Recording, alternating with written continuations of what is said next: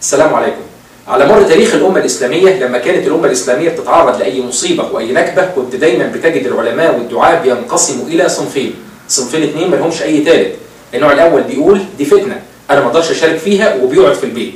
النوع الثاني بيقول لا، الحق أهو والباطل أهو، اللهم بلغت اللهم فاشهد. النهارده والأول مرة في تاريخنا بتجد إن في نوع ثالث اسمه حزب النور. أصبح النهارده رئيس مؤقت معين، واحنا قاعدين رئيس حكومة معينة، واحنا قاعدين اللجنة القانونية التي تضع أو أنها تعدل مواد الدستور معينة، واحنا قاعدين الجمعية التأسيسية لجمعية ال50 اللي هي هتقر التعديلات معينة. واحنا اتخضينا بقى. والسؤال اللي كان محيرنا حتى من قبل الانقلاب هو حزب النور عايز ايه وبيعمل كده ليه؟ يعني من قبل الانقلاب العسكري فاكرين لما كان ياسر برهامي لمجرد وجود بعض الليبراليين على قوائم الاخوان في مجلس الشعب، فاكرين ساعتها ياسر برهامي افتى بايه؟ يجوز للسلفيين ان يصوتوا للتحالف الديمقراطي الذي يتزعمه حزب الحريه والعداله الذراع السياسيه لجماعه الاخوان المسلمين لانه يضم احزاب ليبراليه وعلمانيه. الشيخ ياسر معتمد عند قطاع كبير جدا من السلفيين، فله انه يفتي بما يراه صوابا. وبعدها بمنتهى البساطه بقى حزب النور كله في احضان جبهه الانقاذ.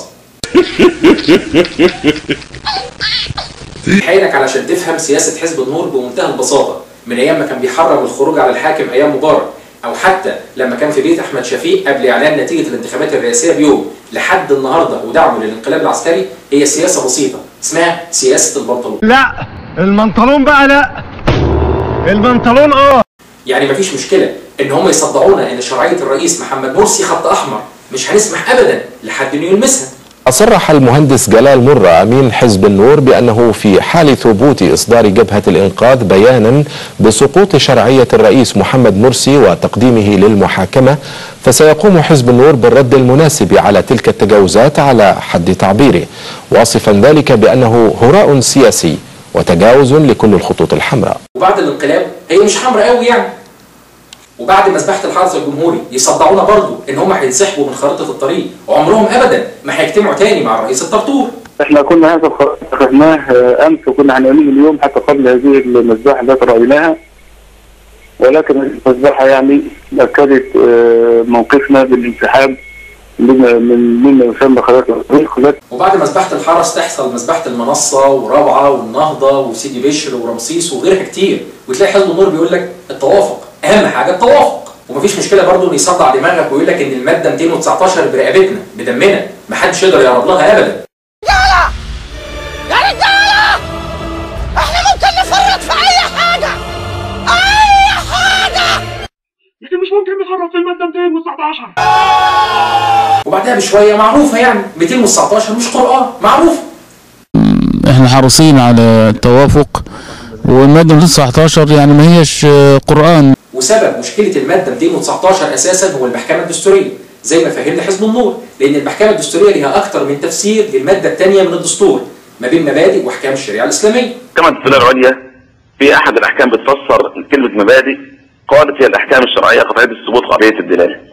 هذه اللي من هنا بدات الاشكاليه مع تفسير المحكمه الدستوريه لكلمه مبادئ الشريعه الاسلاميه. قبل كده ما كانش فيها اي اشكال. وعلشان نحل الخلاف حوالين التفسيرات الكتيره للمحكمه الدستوريه للماده الثانيه من الدستور قلنا نروح لمين؟ للازهر، هو اللي هيحل اي خلاف. والازهر بدوره حط الماده 219 اللي حزب النور بيقول بدمه انه يفديها النهارده. الخلاف كيف حسم؟ ان احنا تحكمنا للازهر الشريف، الازهر مؤسسه رسميه وفيها كبار علماء، مؤسسه محترمه ومؤسسه وسطيه، والكل بينزل عند كلام الازهر. فقلنا خلاص الازهر يضع تفسير لكلمه مبادئ عشان نخرج من الخلاف، قطع الثبوت قطع الدلاله وما شابه ذلك من الالفاظ اللي ممكن تعمل اشكاليه.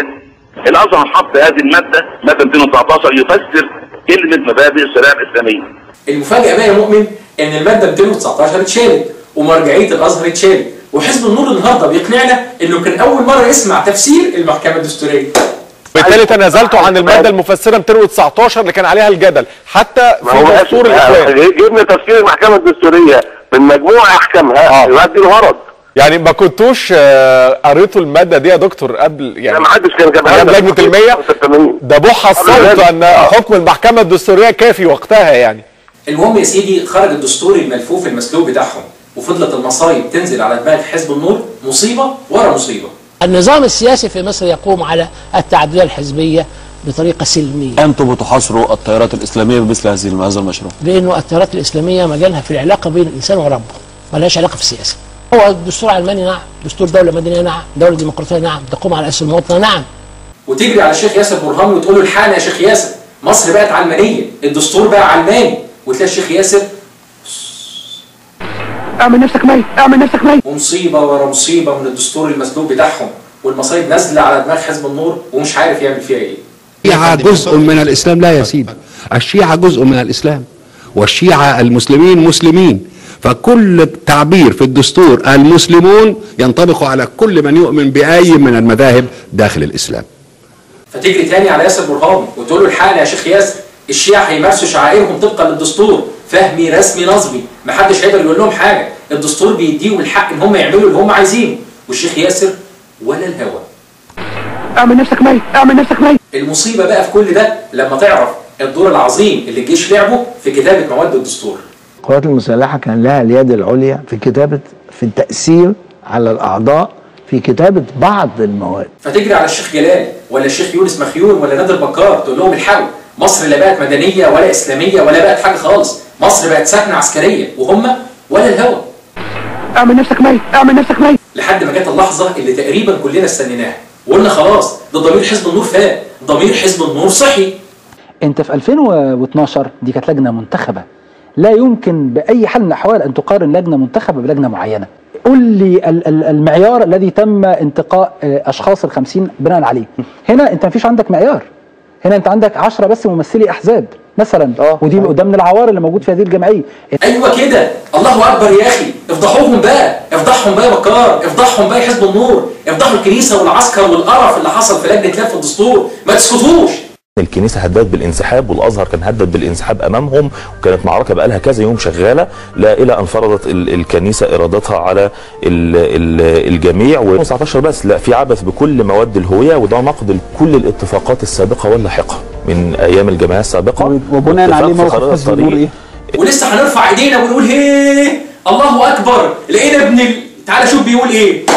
أنا أدعو الإخوان المسلمين وأدعو الجماعة الإسلامية وأدعو كل الفصائل التيار الإسلامي بين قوسين إلى التصويت بنعم على هذه التعديلات الدستورية. في ختام حلقتنا لازم تفهم إن الدعوة السلفية حاجة بقيمتها وأفرادها وشيوخها، وإن قادة حزب النور دول حاجة تانية خالص، وما ينفعش أبدا تساوي ما بين عالم رباني وواحد كان زمان عميل لأمن الدولة. فكل التحية والتقدير لشباب الدعوة السلفية ولكل أبناء الدعوة السلفية.